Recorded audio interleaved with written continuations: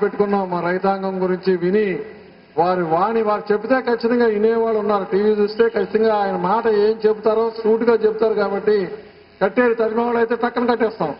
ఆయన రాగానే మాత్రం వింటాం కాబట్టి మరి ఏం చెప్తారో మనం చూద్దాం. జయప్రకాష్ నారాయణ గారు మాట్లాడతారు.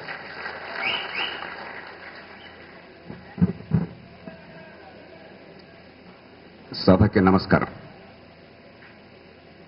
ఇక్కడ అందరూ ఉద్దండులు ఉన్నారు.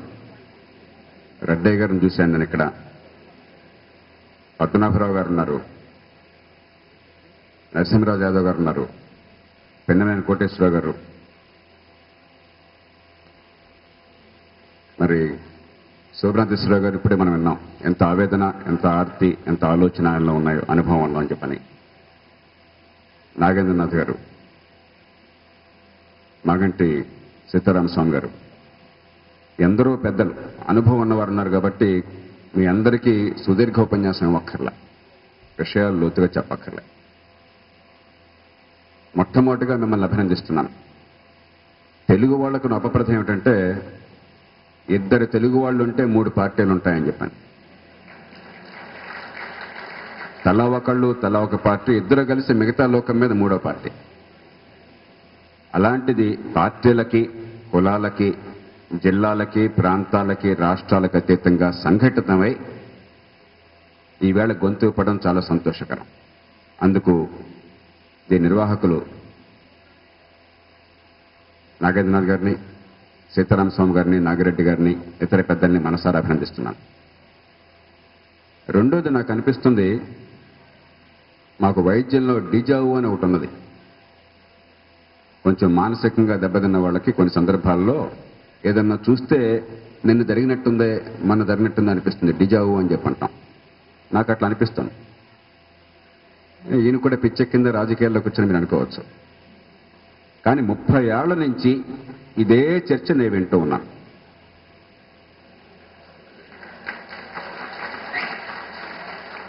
ముప్పై ఏళ్ల క్రితం నేను ఐఏఎస్లోకి వెళ్ళినప్పుడు, 24 ఏళ్ల క్రితం నేను కలెక్టర్గా ఉన్నప్పుడు, 20 ఏళ్ల క్రితం నేను కార్యదర్శిగా ఉన్నప్పుడు, ముఖ్యమంత్రి కార్యాలయంలో ఉన్నప్పుడు, ఆ తర్వాత గత 14-15 ఏళ్ల నుంచి ఒక పౌర సమాజ ఉద్యమ నేతగా ఉన్నప్పుడు, ఇప్పుడు నాకేమీ తేడా లేదు.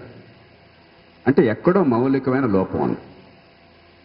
ఎప్పటికయ్యేది ప్రస్తుతంబు అన్నటువంటి ఆలోచన మనం చేస్తున్నంత కాలం మళ్ళీ 10 ఏళ్లు పోయాక ఇంకో తరం వాళ్ళు ఇలా కూర్చుని ఏం మాట్లాడుకుంటుంటారు.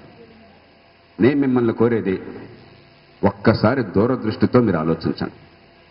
ఇవాళ వెంటనే చేపట్టాల్సిన పనులు శోభనాథేశ్వర గారు చాలా స్పష్టంగా చెప్పారు. 100కి 100 పాళ్ళు వాస్తవం. దాంతో ఆపుకోకండి, లోతైన ఆలోచన చేయండి. రాజకీయ పార్టీలో ఎవరన్నా వచ్చి మేము రైతుల పక్షపాతం కాదు అని చెప్పుకుంటారా? రైతులను దోచుకున్న వాళ్ళు కూడా, వ్యవసాయాన్ని నాశనం చేసిన వాళ్ళు కూడా మేము మీకోసం ప్రాణాలు ఇస్తాం అంటారు. ఓట్లు కావాలి కదా. అంచేత పార్టీలు ఏం చెప్పినా కూడా ఆ విధానాలు మనకి ఏ మేరకు పనికొస్తున్నాయి. ఉదాహరణకి నిరుడు 73,000 కోట్ల రూపాయల రుణమాఫీ చేశారు. డబ్బే కాదు, రైతులకే కదా. కానీ మీ గొంతు విప్పలేదే. ఏమయ్యా, మీ రుణమాఫీలతో మా జీవితాలు గట్టెక్కవు, ఆ 73,000 కోట్లు మా రైతుల ప్రయోజనం కోసం దీర్ఘకాలికంగా పథకాలు వేయండి. మీరు మార్కెట్ ఇన్ఫ్రాస్ట్రక్చర్ని బాగు చేయండి, క్రెడిట్ ఇన్ఫ్రాస్ట్రక్చర్ ఏర్పాటు చేసి రైతులందరికీ కూడా రుణాలు వచ్చి ఏర్పాటు చేయండి అని అడగలేదే మనం. చచ్చినోడు పెళ్లికి వచ్చిందే కట్నం అనుకుని ఆ పూటకి అది తీసుకున్నాం. మళ్ళీ మర్నాడు మామూలే, రోజు పరగడిపే.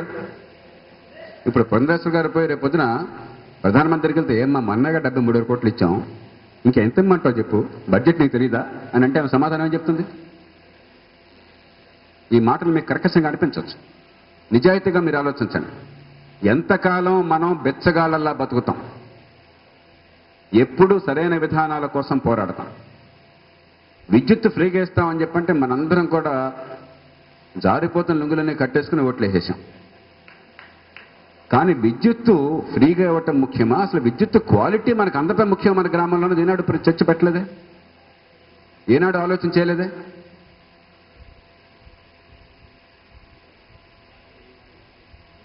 15-16 ఏళ్ల క్రితం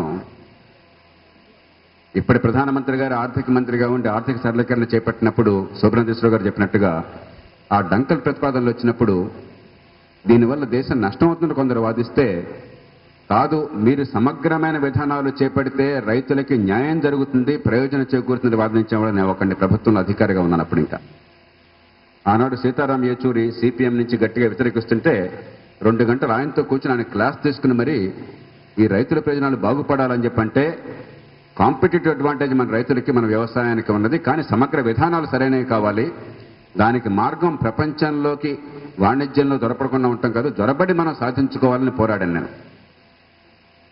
కొంతమేరకు ఆ ఫలితాలు వచ్చినాయి. కానీ ఏం జరుగుతుంది ఇవాళ? ప్రపంచంలో మన ఉత్పత్తికి మార్కెట్ ఉంటే ఎందుకని అక్కడ అమ్మడానికి వీలు లేకుండా నిషేధిస్తున్నారు? పోనీ ఈ దేశంలో అవసరం ఉందా? కోట్ల టన్నులు, ఈవేళ 5 కోట్ల టన్నుల ధాన్యాలు భారతదేశం మొత్తంలో గోడౌన్లలో ప్రభుత్వ నియంత్రణలోనే, ప్రభుత్వం దగ్గర గోడౌన్లో మూలుగుతుంటే ప్రపంచ మార్కెట్లో రేటు బాగా ఉంటే అమ్ముకోవడానికి ఎందుకు అనుమతించడం లేదు? ఎందుకంటే ఇందాక ఎవరు అన్నట్టుగా ఇక్కడ ధర పెరిగిపోతే ఈ కారణంగా అంటారేమో అన్న భయం. ఆ భయం అక్కర్లే. ఎందుకంటే పబ్లిక్ డిస్ట్రిబ్యూషన్ సిస్టమ్, పౌర సరఫరాలు పూర్తిగా ప్రభుత్వం చేతుల్లో ఉన్నాయి. ఇవాళ ఉచితంగా బియ్యం ఇస్తామని కొందరు అంటున్నారు, కొందరు ఇస్తున్నారు. 2 రూపాయలకి ఇస్తామని ఈ రాష్ట్రంలో అంటున్నారు, ఇస్తున్నారు. 3.5గా ప్రభుత్వం ఇస్తోంది, 5 రూపాయలకు మరికొన్ని చోట్ల ఇస్తున్నారు. కాబట్టి ధర నియంత్రించే శక్తి మీ చేతుల్లో ఉంది. పేద వర్గాలకు డబ్బున్నవాడు నెలకు 50,000 రూపాయల ఆదాయం ఉంటే వాడు బియ్యం ధర రూపాయి పెరిగిందా లేదని ఇప్పుడు ఆలోచించరు. కాబట్టి పేదలకు ఎలాగో పెద్ద ఎత్తున పౌర సరఫరాలు ఉన్నప్పుడు ఎందుకు వ్యవసాయ రంగంలో 60% మంది ఆధారపడ్డప్పుడు వాళ్ళ ఉత్పత్తికి రేటు రాకుండా మీరు ఆపుతున్నారు? మీ జేబుల్లోంచి పైసా ఇవ్వక్కర్లా, మార్కెట్లో అమ్ముకుని ఏర్పాటు చేయండి. అది చేయకపోగా పామాయిల్లో ఏం చేస్తున్నారు? నూనె గింజలు బాగా తక్కువ ఉత్పత్తి ఉంది అని బాధపడుతున్న దేశంలో, ఆ ఉత్పత్తిని పెంచాలి, పరాధీనత తగ్గించాలని బాధపడుతున్న దేశంలో, అక్కడ అప్పణంగా తక్కువ ఖరీదుకు ఉత్పత్తి అయ్యేటువంటి నూనె గింజల్ని ₹1 కూడా టారిఫ్ లేకుండా, దిగుమతి సుంకం లేకుండా ఈ దేశంలో దిగుమతుల్ని మీరు ప్రోత్సహించి ఇక్కడ రైతుల్ని పూర్తిగా నాశనం చేస్తున్నారు. అంటే ఎక్కడ రక్షణ ఇవ్వాలో అక్కడ రక్షణ ఇవ్వడం లేదు, ఎక్కడ ప్రోత్సహించాలో అక్కడ ప్రోత్సహించడం లేదు. మీరు ₹1 ఇవ్వక్కర్లా. ప్రధానమంత్రి గారు ఆర్థికవేత్త, ఆయనకి పూర్తిగా 100కి 100 పాళ్ళు మనం మాట్లాడిన విషయాలు తెలుసు. ఆయన తెలియక తరగట్లేదు. కానీ మూర్ఖపు విధానాలకి స్వస్తి చెప్పాలి పార్టీలకు అతీతంగా. 19 ఏళ్ల క్రితం నాకు బాగా గుర్తుంది, ఆర్థిక సరళీకరణ ఈ దేశంలో జరగాలని 25 ఏళ్ల నుంచి వాదించిన వాడిని నేను. 26 ఏళ్ల నుంచి 1984 నుంచి వాదించడం మొదలెట్టాను. ఎందుకంటే ఆనాడు విశాఖ స్టీల్ ప్రాజెక్ట్ చూశాక నాకు అర్థమైంది పబ్లిక్ రంగం అంటే ఏమిటో, ప్రభుత్వాలు ఏం చేస్తున్నాయో, దేశాన్ని అలా తగలెడుతున్నాయో అని. ఆర్థిక సరళీకరణ ఇంకా జరిగే ముందు సుప్రసిద్ధ ఎకానమిస్ట్ పత్రిక వ్యవసాయాన్ని గురించి, భారతదేశం వ్యవసాయాన్ని గురించి ఒక మాట అన్నది. భారతదేశంలో ప్రభుత్వాలన్నీ కూడా కూర్చుని మన వ్యవసాయాన్ని నాశనం చేద్దాము అనే పథకాన్ని వేసినట్టయితే ఇప్పుడు జరుగుతుంది దానికంటే బాగా చేసుండేవాళ్ళు కాదు, అద్భుతంగా వ్యవసాయాన్ని నాశనం చేసింది ప్రభుత్వం అని రాశారు. 1991 మే 4వ తేదీనది. ఇప్పటికీ అదే కనిపిస్తుంది. ప్రపంచ మార్కెట్లో డిమాండ్ ఉన్నప్పుడు ఇక్కడ గోడౌన్లో బియ్యం గోధుమలు మూలుగుతున్నప్పుడు, ఈ సంవత్సరం పంటలు బాగా పండే అవకాశం స్పష్టంగా కనిపిస్తున్నప్పుడు ఎందుకని అమ్ముకునే అవకాశాన్ని ప్రపంచంలో ఇవ్వడం లేదు? ఈ ప్రశ్నకి సమాధానం జాతీయ స్థాయి నుంచి కావాలి. ప్రధానమంత్రి గారు స్పష్టంగా ఈ ప్రజలకు చెప్పాలి. అలాగే మనకి నూనె గింజల ఉత్పత్తి అవసరం, మన రైతుకి ప్రోత్సాహకం ఇవ్వాలని చెప్పన్నప్పుడు కనీసం 10% టారిఫ్ పెట్టండి. మీరు 10% ఇంపోర్ట్ టారిఫ్ పెట్టండి, ఎందుకు పెట్టద్దు? పెట్టి ఆ 10% వల్ల మీరు ఎంతైతే సంపాదిస్తున్నారో ఆ డబ్బుని మినిమం సపోర్ట్ ప్రైస్ కింద ఇవ్వండి. 25 కోట్లు ఇవ్వాల్సిన డబ్బు ఇస్తామని చెప్పి 25 కోట్లు ఇవ్వలేకపోయినారు ఇప్పటిదాకా. 25 కోట్లంటే ఎంత? జాతీయ స్థాయి ప్రభుత్వాన్ని పక్కన పెట్టండి, రాష్ట్ర ప్రభుత్వం పెట్టే ఖర్చు మీరు లెక్కేస్తే, పార్థసారథి గారు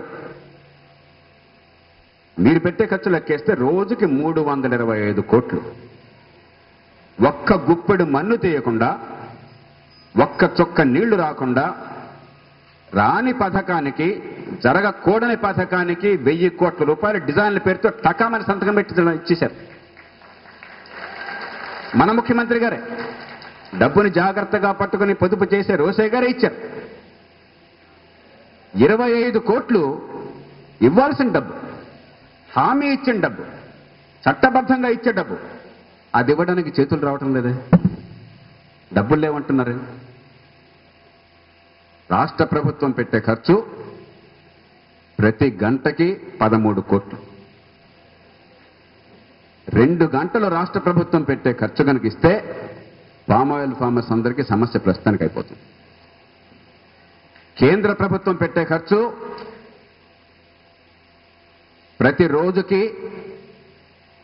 ప్రతిరోజుకి కేంద్ర ప్రభుత్వం పెట్టే ఖర్చు దాదాపు 4000 కోట్ల రూపాయల పైచలు.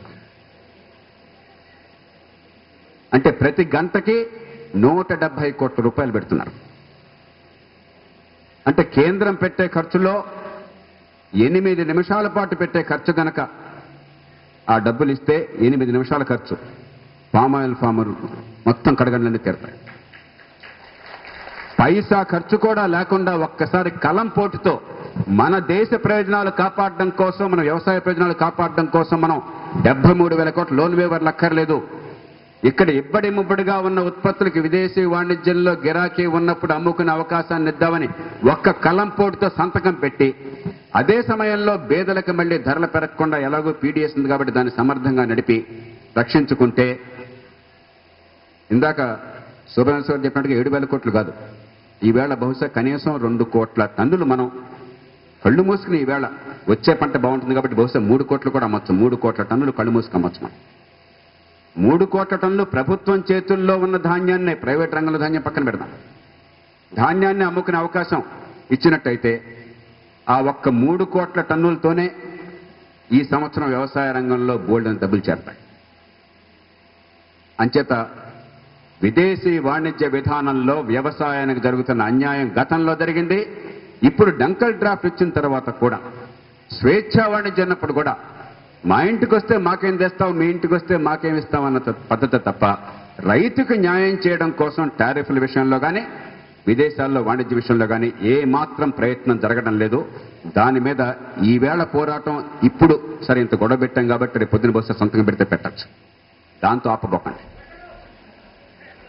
ఒకవేళ పెట్టినా కూడా ఆపబోకండి. దీర్ఘకాలికంగా విదేశీ వాణిజ్యంలో భారత వ్యవసాయ రంగాన్ని రక్షించుకునే రీతిలో విధానాలు ఉండాలి, దానికి స్పష్టమైన పద్ధతులు ఉండాలి. దానికోసం మీరంతా కూడా ఈ నైపుణ్యం ఉన్నవాళ్ళు, అనుభవం ఉన్నవాళ్ళు, ఈ రంగం తెలిసిన వాళ్ళు, మంత్రులు, ముఖ్యమంత్రులు, ప్రధానమంత్రులతో కూర్చుని స్పష్టంగా నిజాయితీగా నిబ్బరంగా మాట్లాడగల వాళ్ళతో మీరు ఆ సంఘాన్ని ఏర్పాటు చేసుకోండి.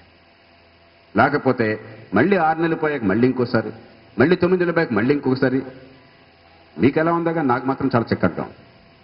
ఇది పద్ధతి కాదు. నేను విషయాల్లోకి ఎక్కువ వెళ్ళను. నేను మిమ్మల్ని 5 రంగాలకి ఒక నిర్దిష్టమైన దీర్ఘకాలిక ఏర్పాట్ల కోసం చెప్పని మీరు బృందాలను ఏర్పాటు చేసుకోండి. మొట్టమొదటిది ఈ ట్రేడ్ విషయంలో కానీ ప్రభుత్వ విధానాల విషయంలో కానీ. ట్రేడ్ ఇప్పుడే చెప్పుకున్నాం మనం. ఆయిల్ పామ్ కావచ్చు, వరి కావచ్చు, ఈసారి వచ్చేసారి ఇంకో పంట కావచ్చు.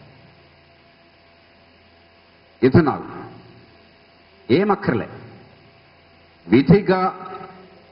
విధిగా మన పెట్రోల్లో ఇథనాల్ కలపాలి అని చెప్పి ఒక చట్టం చేసుకున్నాం మనం. రామ్నాయక్ గారు మంత్రిగా ఉన్నప్పుడు ఎన్డీఏ ప్రభుత్వంలో ఒక చట్టం వచ్చింది. ఎందుకంటే బ్రెజిల్ని అనుకరించాం. మీకు తెలిసే లేదో, ఇందాక రామచంద్ర గారు చెప్పారు, బ్రెజిల్లో మనతో పోలిస్తే జనాభాలో 6వ వంతు ఉందంతే. బ్రెజిల్లో 3,600 కోట్ల లీటర్ల ఇథనాల్ షుగర్ కేన్ నుంచి ఉత్పత్తి చేసి దాన్ని పెట్రోల్ బదులు వాడుతున్నారు. 3,600 కోట్ల లీటర్. సరే, వాళ్ళంతా మనం ఉత్పత్తి చేయలేకపోవచ్చు, ఎందుకంటే బ్రెజిల్లో కొన్ని ప్రత్యేకమైన అవకాశాలు అన్నమాట వాస్తవం. కానీ మన దేశంలో విధిగా ఇప్పుడు 25%, కాలక్రమేణా 50-60%. ఇది టెక్నాలజీ ఉన్నది. కొంచెం మైనర్ మోడిఫికేషన్స్తో మన కార్లన్నింటికి కూడా పెట్రోల్ బదులు ఇథనాల్ వాడడానికి 80%, 90% దాకా టెక్నాలజీ ప్రపంచం అంతా ఉన్నది. అది విధిగా వచ్చి ఏర్పాటు చేసి ఈ చెరుకు పంట కనుక దీర్ఘకాలికంగా ప్రోత్సాహం ఇచ్చినట్టయితే కేవలం రైతులకు న్యాయం జరగడం కాదు, అయ్యా 10,000 కోట్ల రూపాయలు, నిజానికి లక్షల కోట్ల రూపాయలు విదేశీ మారక ద్రవ్యాన్ని పెట్రోల్ ఉత్పత్తుల కోసం $150